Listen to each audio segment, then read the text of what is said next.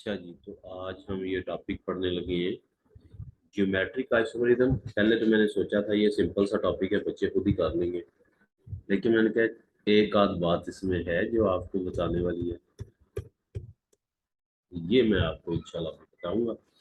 तो सबसे पहली बात तो ये है, ज्योमेट्रिक आइसोमेरिज्म कहते किसे हैं? तो इसकी रीजन क्या होती है? तो कहते हैं restricted rotation of group joined by double bond give rise to a new type of the stereoisomerism which is known as the geometric isomerism। ठीक है, कहते हैं डबल बॉन्ड जो होता है, ऐसे ग्रुप्स जो डबल बॉन्ड की वजह से आपस में लिंक होते हैं, उनकी रोटेशन क्या होती है? रिस्ट्रिक्टेड होती है, वो रोटेट नहीं कर सकते। इस रोटेशन ना करने की वजह से एक नया आइसोमर जनरेट होता है, जिसको हम क्या कहते हैं? Geometric isomerism. ठीक है, और इसकी दो शक्लें होती हैं, सिस एंड ट्रांस। ये आपने पढ़ा हुआ है। जैसे ये एक टू ब्यूटीन है, इसमें दोनों CI3 एक साइड पे आ गए हैं, इस तरह ये, और ये सिस फॉर्म है, और CI3 अपोजिट साइड पे चले गए हैं, तो ये ट्रांस फॉर्म है। तो इसको हम सिस ट्रांस आइसोमेरिज्म कहते हैं।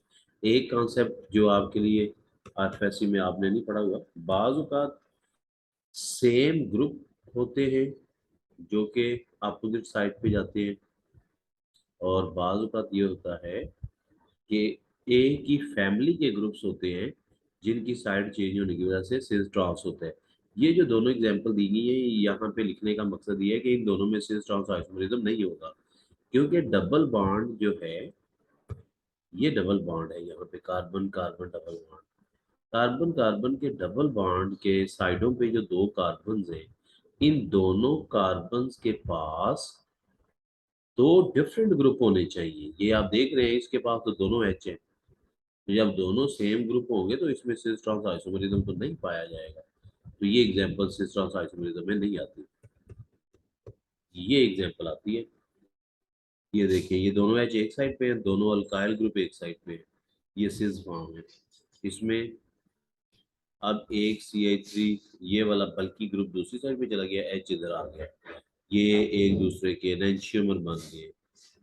ठीक है, non super imposable mirror reflection of each other है ये।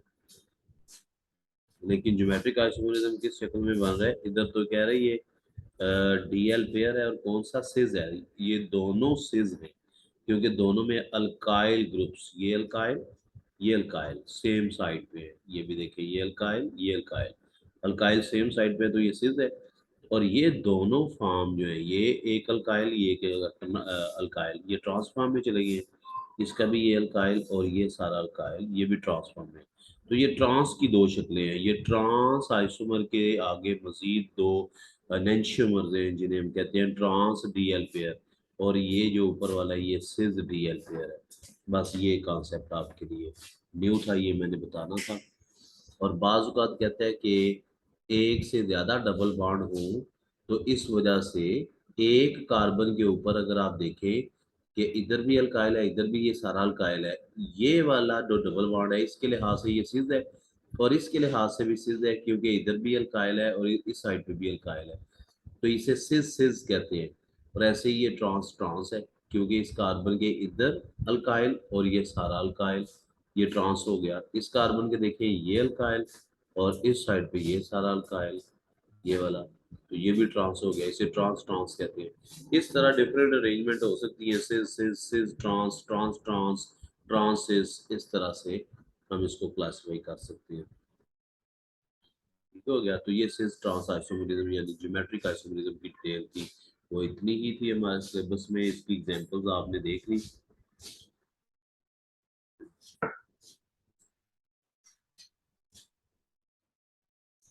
और इसके आइसोमर्स यानी कि इनके नामनक्लेचर के लिए ये बात याद रखें कि सिस ट्रांस किस बुनियाद पर। अब देखिए इसमें कैसे डिसाइड करेंगे सिस कौन है ट्रांस कौन है। इसमें आप ये देखिए, आइडेंटिकल ग्रुप ए की फैमिली से ताल्लुक रखने वाले ग्रुप अगर एक साइड पे है तो ये सिस है। जैसे तो दोनों हेलोजेंस हैं, दोनों हेलोजेंस एक साइड पे है तो ये सिस है। अब ये एक हेलोजन ये है और एक हेलोजन ये है, अब दोनों हेलोजन अपोजिट चले गए, ये ट्रांस है। ठीक है? और 33 के बारे में क्या कह रहा है, क्योंकि इसमें तीन हेलो है, ये भी हेलो है, ये भी हेलो है और ब्रोमो भी हेलो है। इसके लिए क्या बात करेंगे जी? कहते हैं 33 इज दी सिज 1 क्लोरो 2 आइडो 1 ब्रोमो इथाली, या इसे हम कह सकते हैं, इसे सिज क्यों कह रहे हैं? क्योंकि क्लोरो और आइडो सेम फैमिली के हैं एक साइड पे। 1 क्लोरो, 1 पोजीशन पे क्लोरो, 2 पोजीशन पे आइडो, अल्फाबेटिकली नंबरिंग की है ना, यानी कि इसको कार्बन नंबर 1 कह दिया, इसे कार्बन नंबर 2 कह दिया। किसी एक साइड से तो करनी थी ना। तो क्लोरो चूंकि सी से शुरू हो रहा है तो इसकी कार्बन को 1 कह दिया, दूसरी को 2 कह दिया। एंड 2 आइडो, और 2 पर आइडो लगा हुआ है और 1 पे ब्रोमो लगा हुआ है इथाइलिन। और इसे ट्रांस, कहता है ये दो नाम इसके पॉसिबल है, ट्रांस 1 ब्रोमो 2 आइडो 1 क्लोरो इथाइलिन। लेकिन इसका सही तरीका लिखने का क्या है जी? कहते हैं this method was then modified to adhere the rule of naming the group in alphabetical order. तो इनको अल्फाबेटिकल ऑर्डर में लिखने के लिए रूल बनाया गया। कहते हैं groups corresponding to the prefixes cis और ट्रांस वर अटैलाइज्ड, सॉरी अटैलिसाइज्ड, यानी कि अटैलिक जो इंग्लिश होती है उसमें ये लिखा जाता है सिस और ट्रांस जो है।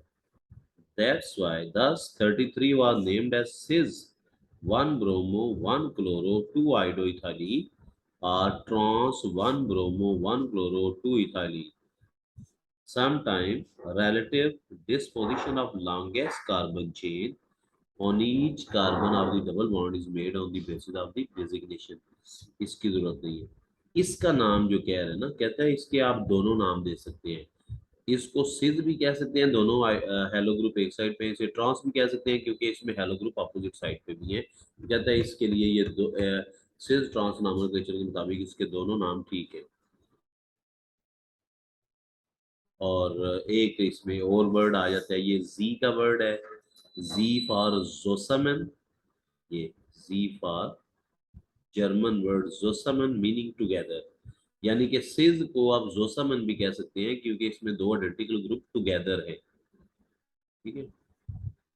या if on the opposite side पे हो तो इसके लिए वर्ड यूज करते हैं एंटजेजन, ई एंटजेजन मीन अक्रॉस।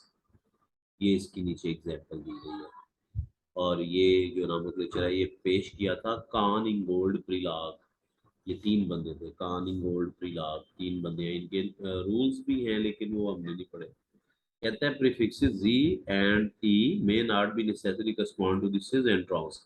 ये बेसिकली सिज और ट्रांस की बुनियाद पर तो नहीं है, रिस्पेक्टिवली ऑफ ऑर्डर सिस्टम, जैसा कि सिज ट्रांस ऑर्डर सिस्टम है। अकॉर्डिंग टू ऑर्डर सिस्टम 35 जो है ये वाला होना चाहिए था ट्रांस, क्योंकि अल्काइल ग्रुप ऑपोजिट है। और 36 होना चाहिए सिज, क्योंकि दोनों हेलो क्लोरो एक साइड पे। जबकि ये एंटजेजन यानी ये क्रॉस है और ये जोसामैन है टुगेदर है। तो ये किस बुनियाद पर इन्हें कहा गया है?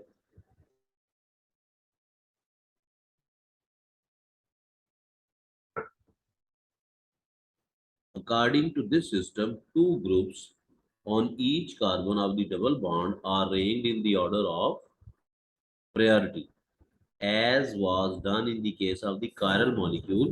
If both the group of higher priority are on the same side, देखिए प्रायोरिटी के लिहाज से अगर दोनों हायर प्रायोरिटी के एक साइड पे है तो सिज है, अगर हायर प्रायोरिटी के अपोजिट चले गए तो ट्रांस है। प्रायोरिटी किस बुनियाद पे की गई है? मैंने प्रायोरिटी ऑर्डर के लिए आपको एक रूल पढ़ाया था, बल्कि एक नोमेनक्लेचर पढ़ाया था, R S nomenclature, optical isomerism में आर एस नोमेनक्लेचर। तो वो प्रायोरिटी किस बुनियाद पे थी? एटॉमिक मैसेज या मॉलिक्यूलर मैसेज की बुनियाद पर थी। तो इधर भी जिनके हाई मॉलिक्यूलर मैस रखने वाले या हाई एटॉमिक मैस रखने वाले ग्रुप एक साइड पे हो गए हैं तो इसको हम कहेंगे जोसामन। और अगर हाई मॉलिक्यूलर मैस रखने वाले अपोजिट साइड पे चले गए हैं तो इसे कहेंगे एंटजेजन। इस तरह से ये नोमेनक्लेचर बनाया गया है। That's all. ये यहाँ तक की हम बात करेंगे। इसके साथ ये चैप्टर कंप्लीट हो गया।